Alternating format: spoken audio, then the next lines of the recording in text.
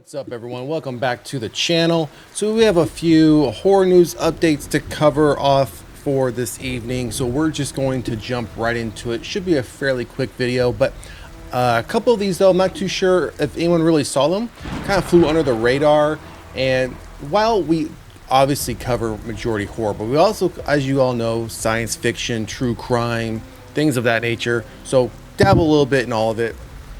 So as you can see here, we're just going to jump right into some of these updates. Margot Robbie in talks to star in Tim Burton's Attack of the 50-Foot Woman remake. So had no idea this was coming. I think we've seen one remake of this thus far. I mean, we have the original, and again, I think we've seen one remake, and there hasn't been anything on this property since. But the fact that we're going to get Tim Burton's, and I'm a Tim Burton fan, so I just want to put that out there. Right away. I love Tim Burton's work. I love his style, obviously, especially how he's dabbled, not just in the horror space, we'll call it, but even in the comic book space. I was a big fan of his two iterations of Batman 89, obviously, many of you probably know, with Michael Keaton and Jack Nicholson, but by far I absolutely love, and I know many people in the comic book space don't like his film Batman Returns, with Michael Keaton returning and Danny DeVito playing Penguin, Michelle Pfeiffer playing Catwoman. That is probably easily one of my favorite comic book movies of all time. I just love everything about it. I love, again, Tim Burton's style, just very dark, very gothic. But the fact that we're going to get Margot Robbie in a Tim Burton film with Tim Burton's style, I think that's a plus. I'm a Margot Robbie fan as well. So glad to see these two potentially collaborating and giving us this new remake. And I'm not, and you all know I'm not big on remakes, but this one I'm down for. Would like to see what the two of them can cook when it comes to this. So let's jump right into the article details here.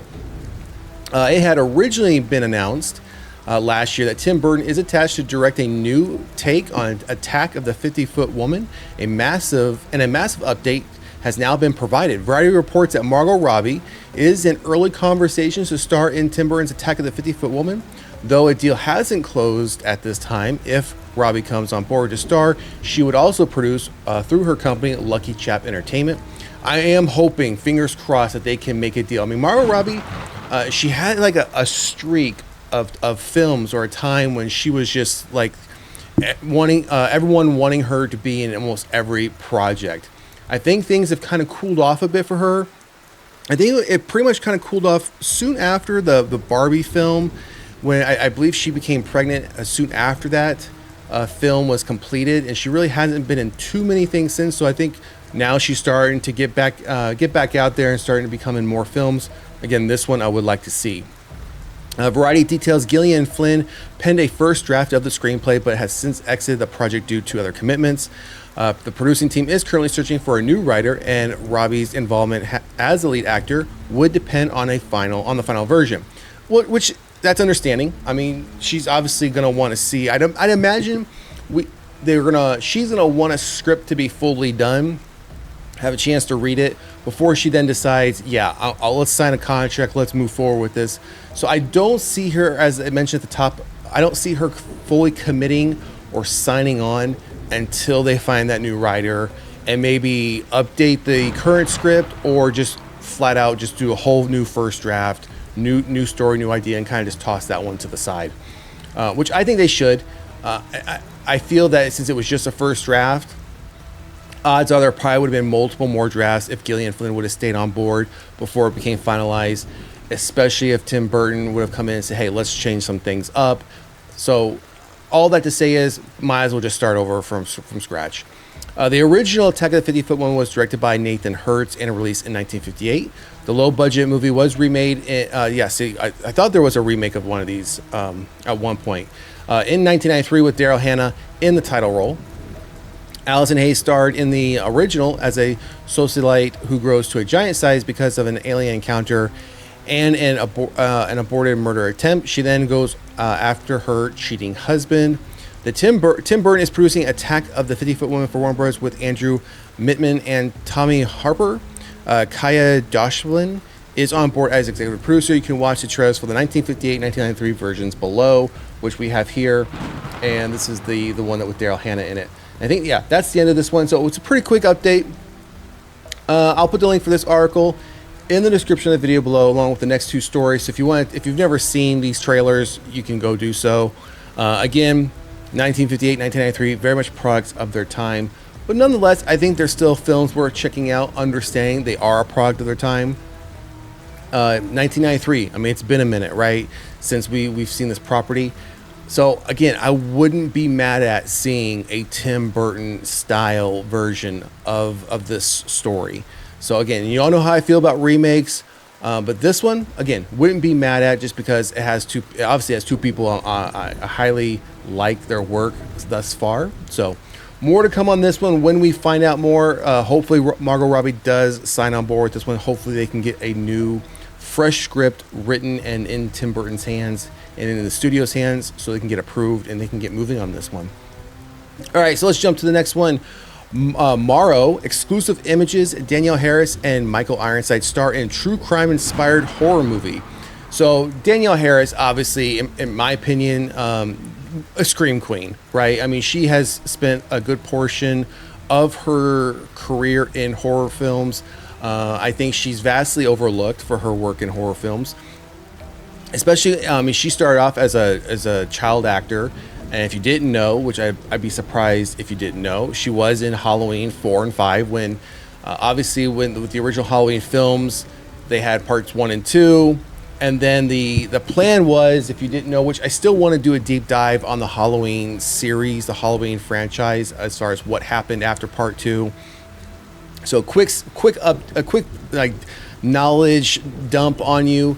Obviously, part 1 was meant to be just part 1. There was never meant to be a part 2. John Carpenter and Deborah Hill did not want to do a part 2. They felt that was the end of the story at the end of part 1.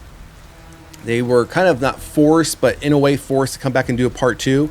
And the way they ended part 2 was supposed to be the end of Michael Myers. There was not supposed to be any more Michael Myers in any more future Halloween films. They wanted to treat it more as a like what they did with part 3, kind of like the anthology type take, where part 3 was around the Halloween time. And that in the film, you get these masks that, you know, take over and kill kids. I mean, so the thought was every Halloween would be a completely different story, but the film would be called Halloween.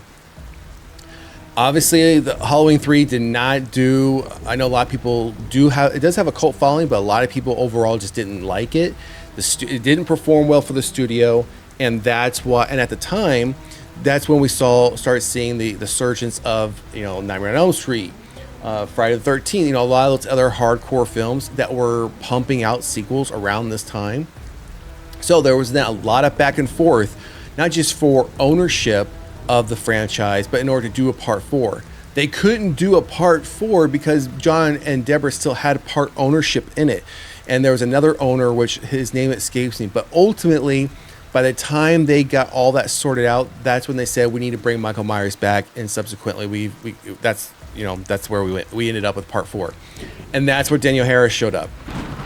She showed up as Jamie. The character's name was Jamie Lloyd, but the premise was that she was Laurie Strode's daughter for parts 4, 5, and then 6. She's an adult and is obviously killed. If you didn't know, killed within the first 15-20 minutes of the film.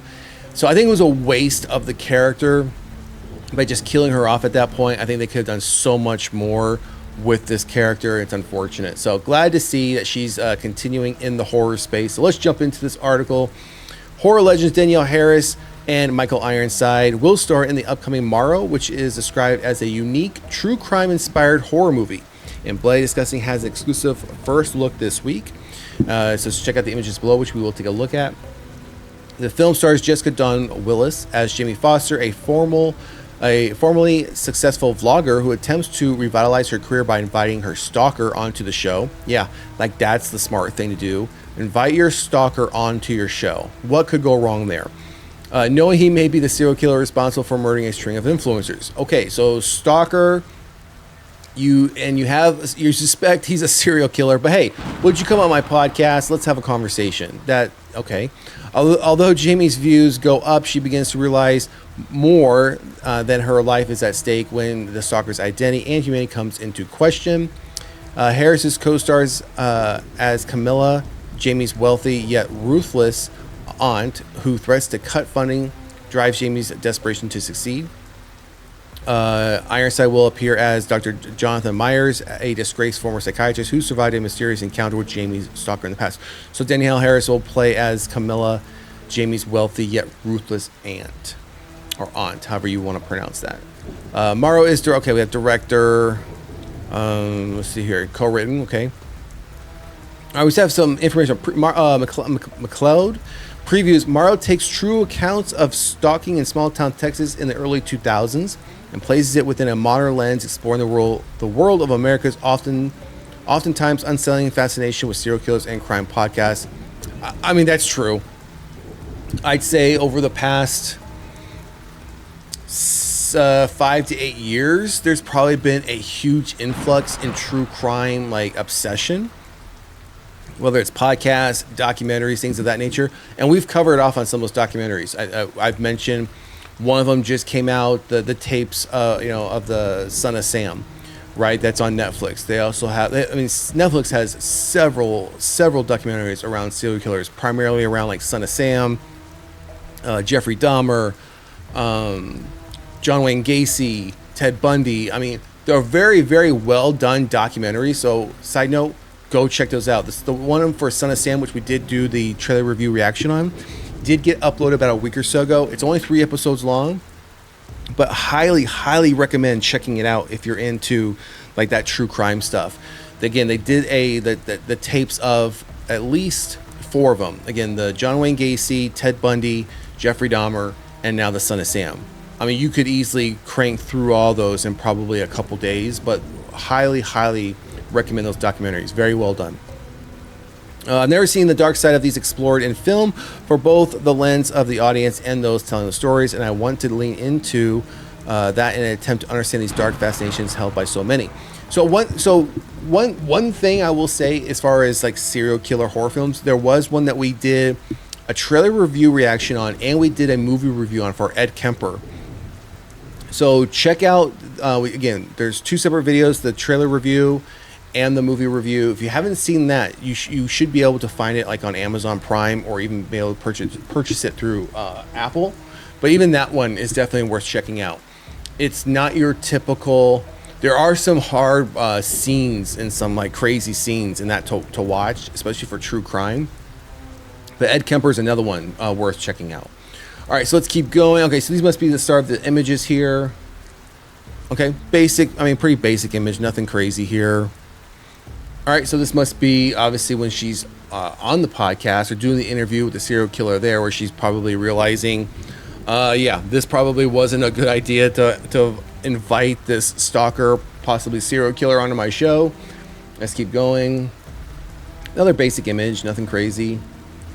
All right, so we have one here. Not sure if this is the serial killer or not. Could maybe it's not. Maybe it's just someone that's just protecting themselves, and this person just happened to wander into their cabin. Can't make too much from that. All right, so then we have an image here of Danielle Harris. Obviously, something's going on. Where just based on her reaction, not sure, and could be she's trying to get into the car to escape. And that's the last image. So yeah, so the images aren't too crazy. Nothing like to lean towards like anyone getting killed, anyone dying. I mean, again, this one of Danielle Harris looks like she might be trying to escape, or she's seeing maybe somebody getting killed and she's trying to escape. Again, not knowing exactly what the scenario is for these here, but this character here, the blonde, almost looks like it's the same girl here, but just a different hair color. And the reason I say this is because if you look closely, and you guys may not be able to see it, but she has a piercing here on her nose, almost the exact same piercing right here. So it looks like it could be the same girl. Maybe the red here is just a wig, or she dyed her hair at some point in the movie because she was being stalked, right? So very well could be the same person. So yeah, anyway, so we'll keep an eye out for this film, again, called Marrow, with Danielle Harris and Michael Ironside.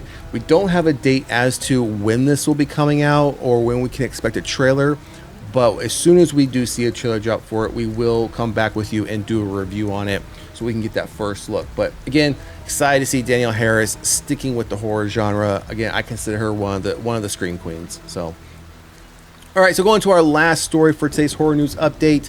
Alien Earth's Rotten Tomatoes score debuts to the highest franchise score since 1986. So you all know we've been talking about Alien Earth since it was announced, and just about every time we've come up with an update, we've covered it. We've covered the various teasers, the trailers, first look images, even the fan experience that they did at SXSW earlier in March this year, which, side note, I thought was trash. Based on the images we got, it didn't look much like a fan experience to me. It didn't look like it was worth it. I'm not sure if it costs anything to go to that experience, or if you had tickets to SXSW, then it was just part of, going to that event, and you could just go to this as well. But it did not look good. Again, we covered all that stuff in our horror news updates, so you can go to that playlist. I'm sure you can just search Alien Earth and those videos will pull up. So, but this gives me, I don't hold much with Rotten Tomatoes, and I don't think many people should. I mean, we know the story with Rotten Tomatoes, how those scores can be very skewed and kind of driven, so to speak, by critics and or just regular people. But I think it is good to see that this is so far getting some praise. I know there's been some early viewings. I think they did show either the full first episode at Comic-Con this year, or they just showed, I think it was either the first 20 minutes of the first episode. Either way, I think the first 2 episodes are dropping on the same day, and I think that is next week, I believe. I think they are dropping on the 13th or 14th. So we will be doing but we will be doing an episode by episode weekly review, spoiler reviews as these drop. So if they do drop on a Wednesday, we'll probably do our review like on a Friday or Saturday proceeding, allowing some time for people to watch it. So let's jump into this one, and then we'll wrap up this update for today. Alien Earth's Rotten Tomatoes score debuted beats out all but 2 movies in the sci-fi franchise, revealing just how well received the TV show is. The upcoming Alien Earth TV show takes place prior to the events of the original movie, with the space vessel Magnet crash landing in a populated city, housing xenomorphs and other dangerous extraterrestrial creatures aboard. According to Rotten Tomatoes, Alien Earth debuted with an 88% rating from critics, based on 26 reviews. This places the TV show above all Alien franchise movies except for the original Alien and its sequel Aliens. I mean, that makes sense. I mean, both of those are absolutely classic science fiction. Now, don't get me wrong, Alien to me was more sci-fi horror. Aliens, the second film, was more sci-fi action. That's just my opinion. So, while we do cover science fiction here, I just think there's obviously a distinction between the two. One was more sci-fi horror, one was more sci-fi action. This is also the highest rating a project in the franchise has received since 1986 when Aliens came out. So I've said this before, and I hope we get some more information. As I don't think we're going to get any more information on this before the show releases, but I'm going to be watching this one again closely, because if this is taking place, I've said this many, many times before as I stood on my soapbox, if this is taking place before the events of Alien, then the storyline of Aliens, the second movie, makes zero sense. Because again, by that point, it's been, I think, 70, 80 years that Ripley had been floating out there in space before she was found by a salvage team in Aliens. She's in this, space station that's orbiting Earth, and at that point, the xenomorphs have never been to Earth. The reason we know that is because when Burke, who works for the company, goes with the Marines, goes with Ripley to see what happened to the colonists, he tries to get face huggers to impregnate Ripley and Newt, in order to then, when they go to cryo-freeze to go back to the space station, back to Earth, they'll have 2 samples. And one of the things that she was like, hey, she tells the group, hey, he tried to get us impregnated by these face huggers. He wants to take them back and have tests done on them. We can't allow these things to get back to Earth. So the whole premise of that is that again, the xenomorphs have never been Earth, but now with this story, they have in fact been on Earth, not just the facehuggers, but a fully grown xenomorph. So how they're going to either explain that in the future, which would be Alien and Aliens, that they just kind of erase this from memory, or this kind of starts a different timeline, or they just ignore the fact that, hey, we're doing our own story, and even though this does take place before Alien Aliens, it has no bearing or impact on those stories. This is kind of its own siloed story. So let's keep going. What does this mean for the series? The show's current score makes it the third highest ranked in the franchise, with Aliens sporting at 93%, Aliens coming in with 94%. Alien Earth also places above Alien Romulus, the newest movie in the series, which holds an 80% from critics. I know a lot of people, Alien Romulus, I think for many people was a love or hate. I think a lot of people just absolutely thought it was garbage, and there's no middle ground. Then the other half of the people thought it was an absolute banger of a film. Based on the reviews of the series, it seems the show will be unsettling and terrifying, not just because of the xenomorphs, but also due to the new species Alien Earth is bringing to the table. This indicates many horrors yet to unfold aren't even caused by the most recognizable creature in the franchise, only adding to the unknown dangers. Here we go. Okay, so it looks like they're going to be talking about the timeline. Because of how Alien Earth falls into Alien timeline, it seems like there will still be plenty of familiar elements, such as androids, facehuggers. Okay, I thought they were actually talk about the timeline here, but it looks like they're not going to. All right, let's keep going. Our take.